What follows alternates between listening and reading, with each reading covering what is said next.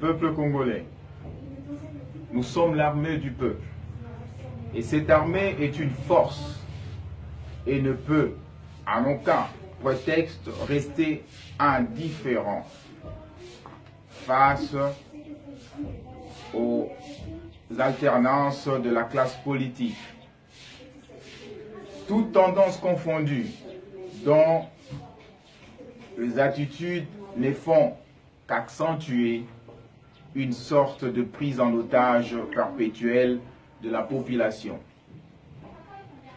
À ce jour, nous affirmons sans être contredits que tous les états-majors de partis politiques, organisations non gouvernementales ou partenaires extérieurs prétendent parler au nom du peuple et de la démocratie. Mais le vécu quotidien du peuple contraste énormément avec des discours qui sont tenus par le décideur de tous bords. De ce fait, pour résoudre à la volonté du peuple, longtemps meurtri par l'absence de la paix, de la dignité humaine et de l'amour du prochain, l'armée du peuple s'est résolue de prendre les armes et d'accompagner nos populations en direction du bien-être collectif et du partage équitable de revenus, des richesses qui régorgent notre sol et sous-sol. Point ne besoin de rappeler que ces bien-être, ces partages font cruellement défaut dans notre pays. Enfin, nous recommandons à tous le compagnon d'armes, à savoir officier, supérieur, officier, caporaux et soldats, de souvenirs de pages douloureuses qui ont émaillé l'histoire de notre pays. De succession des événements en rapport aux différentes sécessions dans notre pays, de tueries de personnes innocentes et de destructions méchantes. Tous ces événements ont été surmontés et acquis grâce à nos forces armées au service du peuple.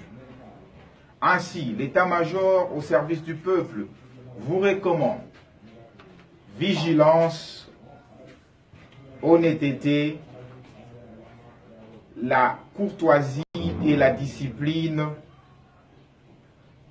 en observant les ordres qui vous seront donnés avant le 19 décembre 2016.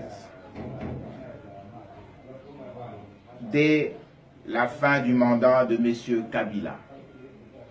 Tous les moyens seront mis en marche pour stopper Kabila et ses acolytes de continuer à faire souffrir le peuple congolais.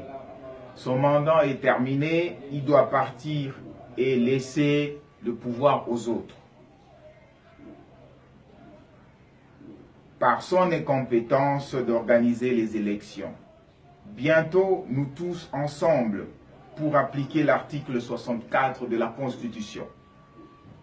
Que vive le peuple congolais, que vivent nos forces armées, que vivent les combattants partout où vous êtes, que vive la République démocratique du Congo. Que Dieu vous bénisse. Pour l'état-major général, le colonel Freddy Libé Baba Ongolinia Mapati. Je vous remercie. Oui, c'est l'ultimatum qu'on donne à M. Kabila. Parce que pour moi, tout le malheur du peuple congolais, c'est l'armée.